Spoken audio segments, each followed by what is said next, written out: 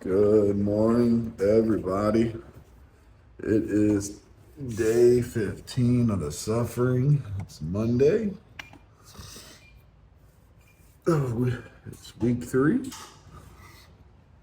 And waking up at 5:15 in the morning is not getting any easier. This isn't becoming like any less challenging. That's probably the worst part.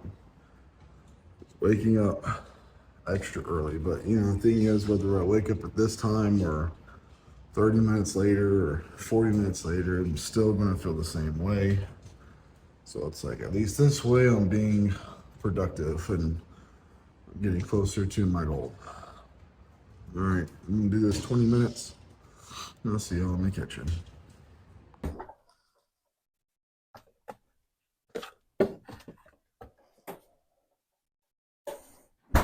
That felt like a long cardio session this morning. That was not a fast morning. I felt like that took forever. Normally, cardio in the morning for me goes by quick. Normally, it feels like it's just in and out. Bam, 20 minutes. That was fast. But this morning, nope. Felt like I went like an hour and a half.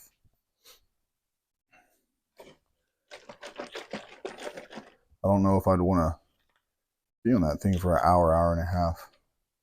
I'm going to be wrong. It would only benefit me. I burn a lot of calories, but I just don't think that going from 20 minutes to an hour and a half would be anything beneficial at all. I don't think anything would really come out of that. I think I'd just actually exhaust myself more, and then the accumulated fatigue from it would actually end up making things way more difficult down the road in a day or two. So, but I just don't want to do that much of cardio to begin with. I used to like running. I used to enjoy running while I could, while I had healthy knees that didn't bother me. I think running was one of my favorite forms of cardio on the street, not on a treadmill. Treadmill running, stationary on a machine, is incredibly boring. Just like the Stairmaster or the elliptical or the recumbent bike, all of it. It's incredibly boring.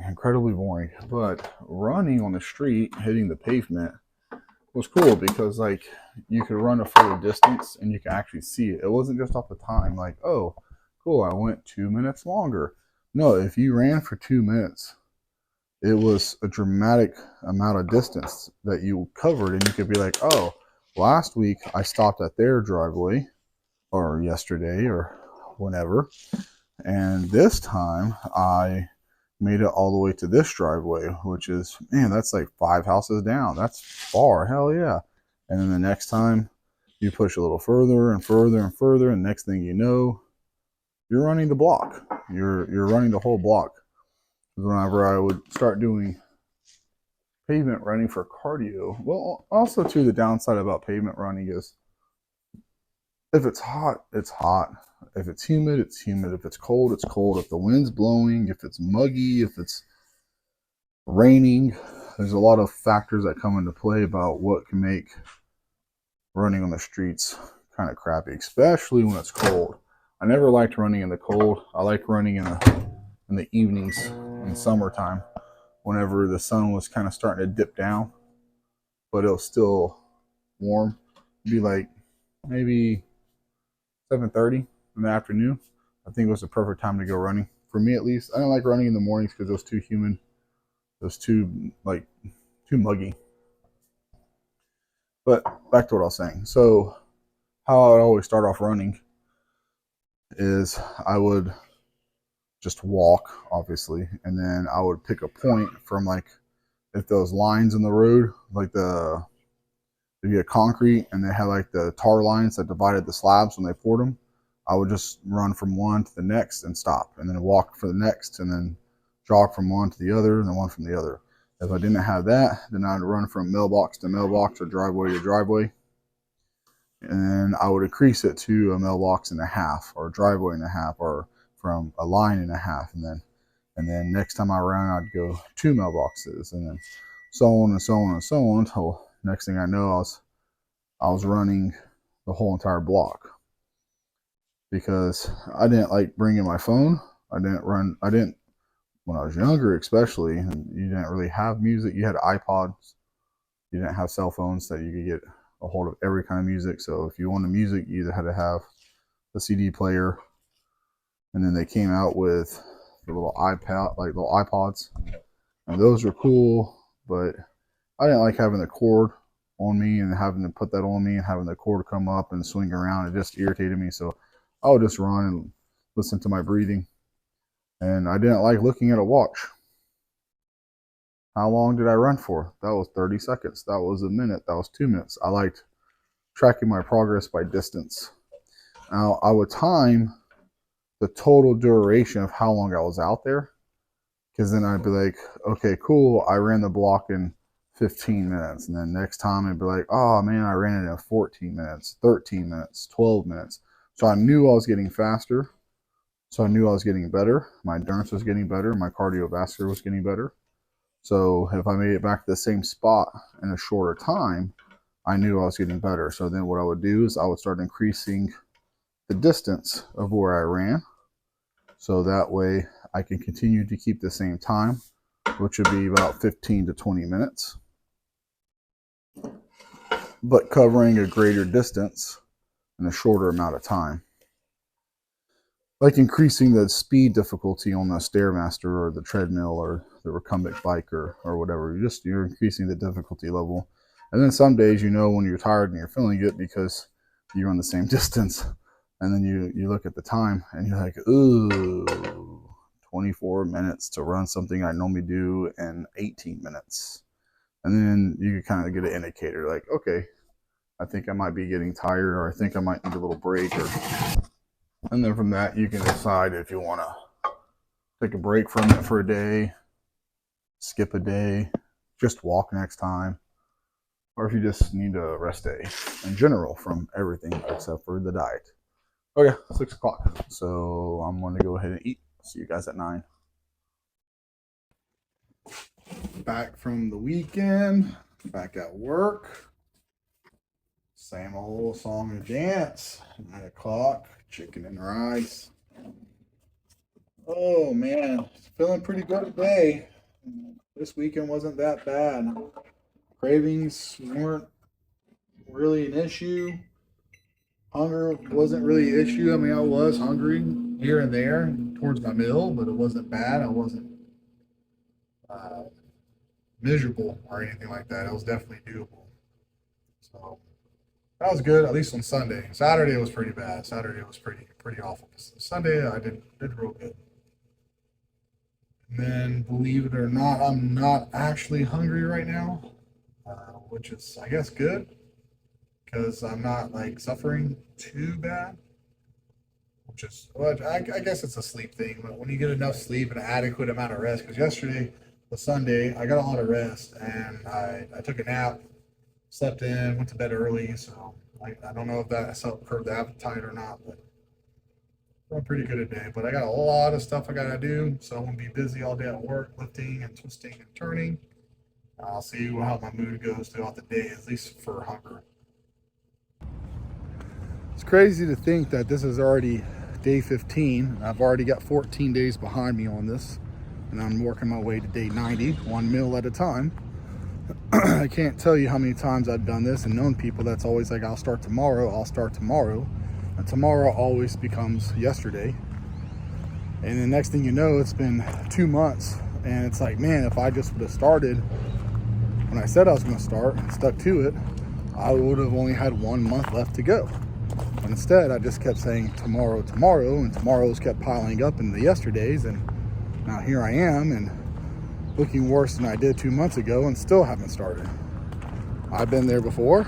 I think most of us have, or at least a good portion of us have. And the hardest thing is getting started, because you know what you're going to be giving up.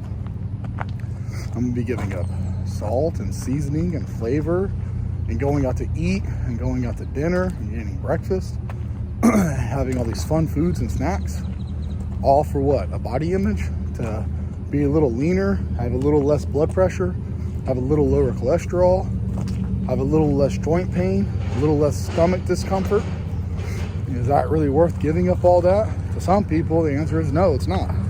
To me, it was. It took a while, but I got there. Now that I'm there, I'm like, man, I hated that it took me so long to get to this point to decide to do something like this. It took me going extreme to be able to finally be like, okay, are you strong enough to do this? Are you capable of doing this? Are you too weak and unable to do something because it's more mental than anything else? This is more mentally challenging than physically challenging. Yeah, you're gonna feel physical hunger and you're gonna have physical exhaustion, but it's a mental thing. Do you have the mind to be able to persevere and be like, no, I'm stronger than this. I'm not weak, I'm stronger than this. And then prove it to yourself. Don't worry about everybody else. Just prove it to yourself. And that's the only thing that really matters. But like I said, I'm already 2 weeks in. This is day 15, day 1 of week 3. And it is just flying by. March is already almost, May is already almost over. We're about to be rolling into June here in the next couple days. I think we got maybe 2 weeks left in this month, week and a half. I'm not sure. I'm not sure exactly what the date is, but it's towards the 20th of the month. And it's like, oh man, that's already almost a month down from May until the end of July is what I mean. Because end of July is pretty much like my target goal. My wife's birthday, July 25th. I know it's not exactly 90 days. I'm saying 90 days, but that's the goal, is pretty much July 25th. We'll figure out how many actual days that is, maybe next video. Anyways, I'm gonna finish my walk and I'll see you guys at lunchtime. 12 o'clock. Time for lunch. Time for pills. Time for food.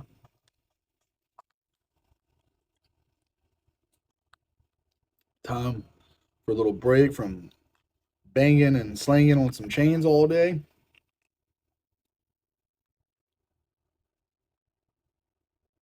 A whole lot of chain falls and come alongs I'm working on.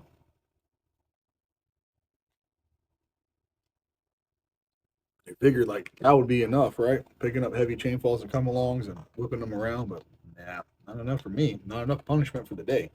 Gotta go home, punish myself a little bit more. Oh, because working 8 hours a day just isn't it, right? I mean, it's like, well, I could put my 8 hours in and go home and rest, or I could put my 8 hours in and go put in another hour in the gym, another 20 minutes on the Stairmaster. Oh man, the things we do for the stuff we want.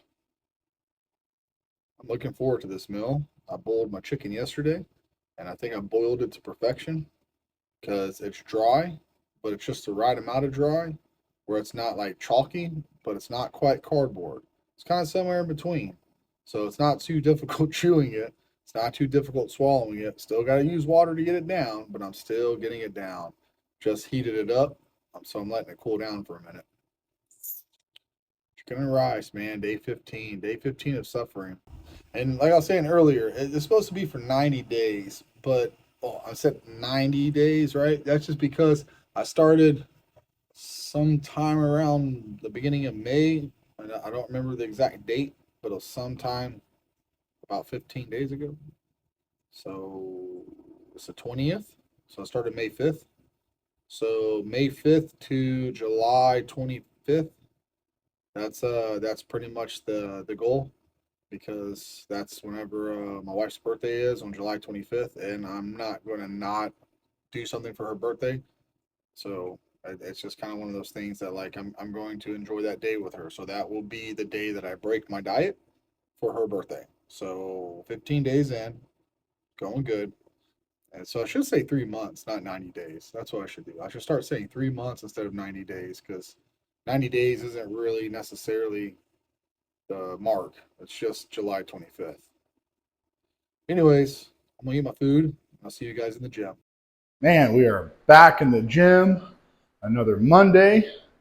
This is Monday of week 3. I am feeling absolutely amazing today. I don't know if it's a fluke. I don't know if it's because I got to sleep in yesterday and then I got to take a nap.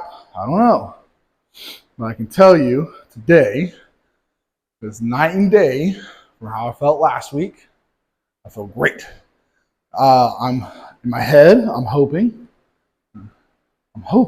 that it's like, okay, the first 2 weeks were rough because your body was doing this big, huge transition, right? Almost like a detox, getting off of all the sugars and refined chemicals and all the things and all the delicious food that I was used to eating, the overabundance of calories, the overabundance of salt and sodium and all of these things my body was used to getting. I wonder if it was just like going through like a detox and I was just kind of like fiending, and that's the reason why everything was so difficult for me. And maybe it just takes 15 days for the body to finally kind of snap out of it and start coming back into like feeling healthy and feeling good. It's like the deep breath before the plunge, making the curve. So I'm hoping this is how I feel from now on, because I gotta tell you, I have felt so good today. I felt so good. I just feel absolutely amazing. I'm feeling good. I'm feeling strong. I'm feeling strong. Take that for what it's worth. Man, it feels good to feel good again. And then just those 2 weeks of just straight misery and suffering every day, off and on. Hopefully today is the day that turns it all around. And this just becomes a downhill thing where it's just easier and easier. The deeper and deeper we go into this rabbit hole.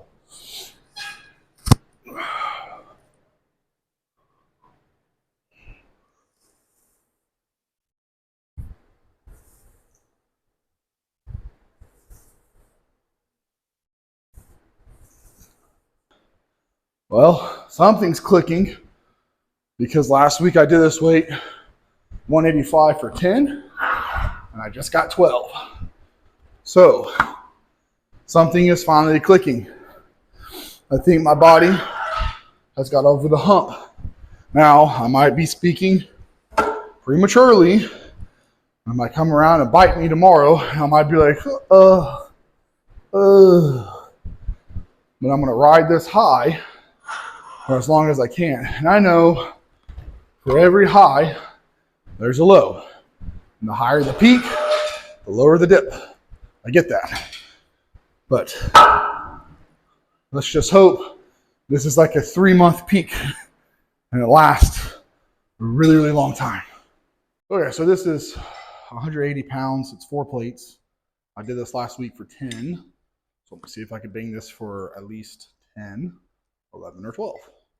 And last week I probably could have got 12, but I didn't want to get to failure 100%. So I stopped a little short. So hopefully this week I could get to 12 a little bit effortlessly. Not effortlessly, but easier than last week at 10. We'll see. We'll see. Feeling good. Feeling good.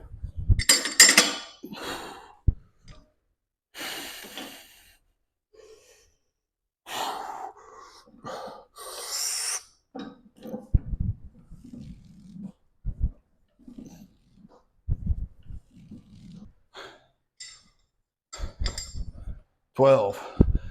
It was hard, but it wasn't impossible. I wasn't able to pause and hold like I wanted to, but I controlled it for every rep of every set. This is 4 plates, 180 pounds. That's not bad. I'll take that as a huge win. So next week, I got a 2.5 to this, and that's still a win because I'm going up in weight. If you're wanting to get in shape real quick, you gotta ask yourself, like, is there anything that I can do to be better from sun up to sundown, from the time I wake up to the time I go to bed? Is there anything I can do to increase my chances of closing that gap from where I am to where I want to be any faster? And take a hard look at yourself. And if the answer is yes, and then ask yourself, well, how come you're not doing that? Even if it's 1%, like set an alarm on your phone to go to bed earlier. So if you're watching TV or playing a video game or whatever, when that alarm goes off, regardless of what you're doing, shut everything off You could pick it back up tomorrow where you left off and go to bed. You know, if you have a hard time sticking to your diet, figure out, why am I not sticking to my diet? Do I not like the protein that I'm eating? Do I not like the carbs that I'm eating? Or do I not like the vegetable source? And figure out what it is about those meals that makes it incredibly hard for you to eat, and why for the life of you can't stick to it. Are you not eating enough? Do you need to eat more? Well, if you're too hungry, then eat more. So instead of eating fast food and heavy fried foods, if you just eat more of better foods, you'll get used to eating those foods, and then you can slowly pull back the quantity. So if you have to eat, 12 ounces of meat and 12 ounces of rice and 12 ounces of vegetables 6 times a day, then you can slowly start scaling those amounts back till you get to the point where you are losing weight and allow your body to adapt and adjust to what you're doing. Just kind of figure out what it is that you're doing that you're messing up on, and how you can improve on those little small things, which add up to really, really big things. And that is something I think everybody can do, including myself.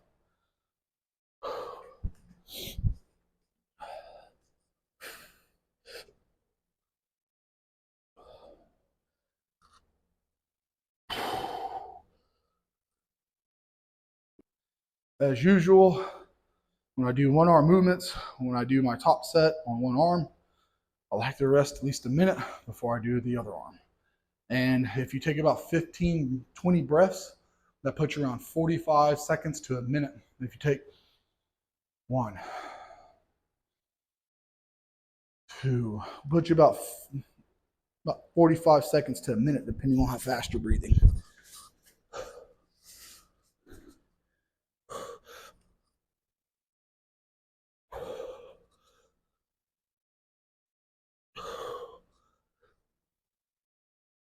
So last week I did the 50s for 12 on dumbbell press. Tonight I'm doing the 55s. And the first 3 sets, I just go through the set warming up. And the last set I slow it way down. I'm gonna try to get 12 with this. I only have half a pec, so I don't go heavy anymore. I mean, you get those in heavyweight and clang and bang. You use body English and sling it around and whip it and put some heavy numbers up, which is cool and awesome. And I used to like doing that when I was younger. But now I have to be more methodical, so I have to slow the reps down, make it feel harder with lighter weights. So it's like do the 100 pounds for a set of 12, or do 50 pounds for a set of 12, but slow it down and make it so hard that the 50 pounds might as well be 100 pounds. One of those things you have to adapt and overcome, and adapting with having half a pec is definitely a challenge. But yesterday was my 3-year anniversary for my pec surgery. So I had surgery 3 years ago as of yesterday, which is cool. That means that I've gone 3 whole years without managing to mess it up.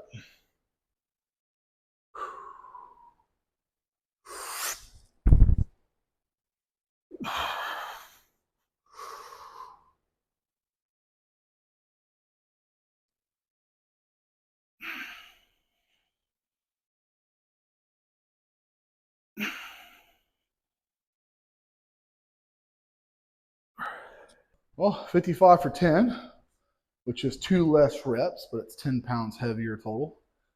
Huge win for tonight. So next week I come in and do this. I'm pretty sure I'll get that 12, and then I get to graduate back to the 60s. 1 pound, 1 rep at a time. Take every little win as a sign of progress. If I even get to 8 on the 50s, this is going to be pretty impressive for me. Not for you guys, probably. You guys are probably like 50 pounds, dude. 100 pounds total. That's nothing. Right. Some of you. But to me, what I've been through with my shoulder, my pec, and everything else, this is a huge win. Especially not even being able to get to incline press or incline dumbbell press or shoulder press from like 24, 25 all the way up until I had surgery. I'm 37, so 34. 34 years old. So pretty much 10 years, a decade, I haven't done any incline movements at all. So at least I still got my upper pecs. I got my pec minor and the top of my pec major intact for my pec. So the tore kind of like in the middle. So yeah, I'm gonna get this done. I'm excited.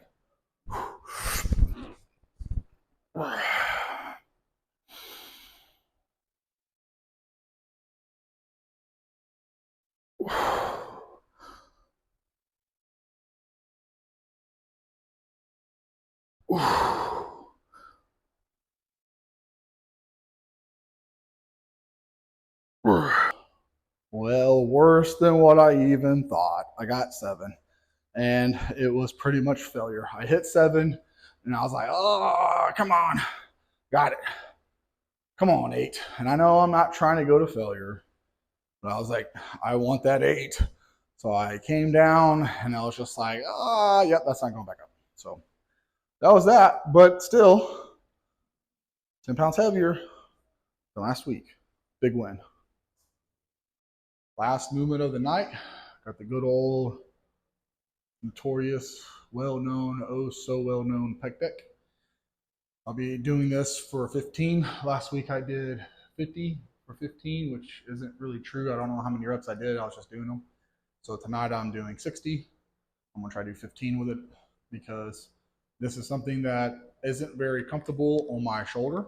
It does have discomfort, but it feels way better this week than it did last week. So I'm going to go ahead and do it again this week with heavier weight and try to keep it slow and controlled and try to keep it where it's like feeling good on the joint and the muscles without causing discomfort and pain because, like I said, any type of pain-free movement that you can get blood in the area with is the fastest way to recover. That's how you recover. A pain-free range of motion with load that stimulates blood flow, which helps recovery. And it's been working very well for me. It's a slow going process, but I'm not as young as I used to be. So the older you get, the longer it takes. But that's just life.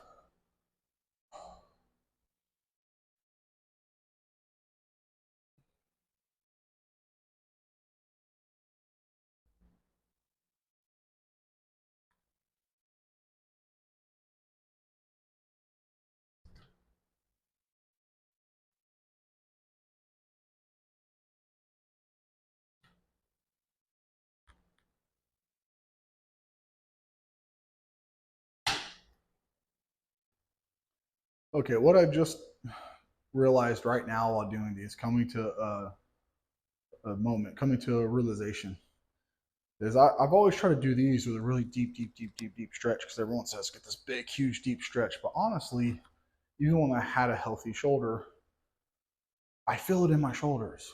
It doesn't matter where I put my hands on the pegs and how I position my shoulders backwards or forwards, or if I push my chest out or concave it. Once I get so far back, I just feel it in my shoulders so heavy. So if I go from here to here and then back up, I feel that in my pecs and only in my pecs, and I don't feel any shoulder involvement at all whatsoever. But if I take it back as far as it can go, it just transitions the load from my pecs to my shoulders, and it causes a massive amount of discomfort. So I think I want to stop doing this big stretch on these. I just don't think my joints like it. Some people do and they can get away with it, but it doesn't matter. I could put the seat all the way up and grab it lower.